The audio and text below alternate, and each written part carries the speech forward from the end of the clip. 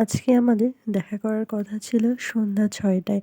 আমি তাকে অনবরত ফোন দিয়েই যাচ্ছি। ফোনের উপরে ফোন, কিন্তু সে ফোন তুলছে না। টেক্সট করছি, তারপরেও রিপ্লাই দিচ্ছে না। আমি ভাবলাম সে হয়তো জ্যামে পড়েছে। তার একটা বদ অভ্যাস রয়েছে। সেইটা হলো সে ফোন সবসময় সাইলেন্ট করে রাখে। তার কিছুক্ষণ পরেই সে আসলো। প্রায় তখন ৭টা পার হয়ে গিয়েছে। আসার পরে দেখি মানুষটা ঘেমে একাকার হয়ে গিয়েছে। আমি আমার ওড়নার এক সাইড দিয়ে তার মুখটা সুন্দর করে মুছিয়ে দিলাম। সে অবশ্য কিছুটা অবাক হলো যে এটা কেমন করে হলো?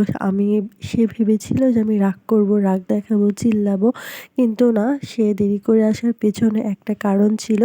সেটি হলো সে ঘুমিয়ে পড়েছিল। অবশ্য আমাকে বুঝতে দেয়নি, সেটি পরে বলেছিল। এত ভালোবাসা থাকার সত্ত্বেও আজকে আমার ২ বছর হয়েছে, আমাদেরও বিচ্ছেদ হয়েছে। আমাদের বিচ্ছেদ হওয়ার কারণ কী ছিল জানেন? আমাদের রিলেশনটা শুরু হয় অনলাইনে। অনেকে বলে না, অনলাইনের প্রেম কখনো বাস্তবে রূপ নেয় না। এটা ভুল কথা। কোনো সময় বাস্তবে রূপ নেয়, আবার কোনো সময় হয়তোবা রূপ নেয় না। কিন্তু আমাদের ভালোবাসা পূর্ণতা পেল না। একদিন রাত্রে হঠাৎ করেই অ্যাজ ইউজুয়াল যেভাবে ফোন ইউজ করি, ফোন ইউজ করতে একটা টেক্সট আসলো। ইগনোর করলাম, যদিও আমি কারো মেসেঞ্জারে রিপ্লাই সেভাবে দেই না। তারপরে আবার একদিন একটা টেক্সট আসলো, হাই, হ্যালো।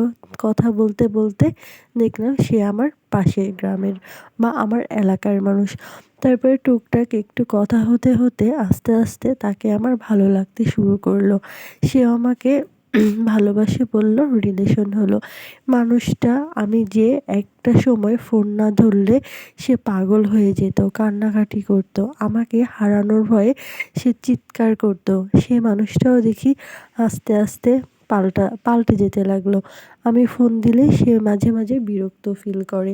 আগের মতো কেয়ার করে না, আগের মতো কথা বলে না। কেমন যেন উল্টাপাল্টা হতে লাগলো। জানি না এই বিষয়ে কী হয়েছিল। আমি ভেবেছি হয়তো তার একটু কোনো কিছুতে ডিপ্রেশনে আছে, ঠিক হয়ে যাবে। কিন্তু তার জীবনে যে নতুন কোনো নারী এসেছে, সেটা আমি বুঝতে পারিনি। হয়তো আমার এটা দুর্ভাগ্য, কিন্তু একটা জিনিস ভেবে আমার অনেক আফসোস লাগে। আমি এত ভালোবাসি, এত কষ্ট করে পাওয়া পুরুষকেও কোনো এক নারী কোনো কষ্ট ছাড়া বিনা পরিশ্রমে পেয়ে যাবে।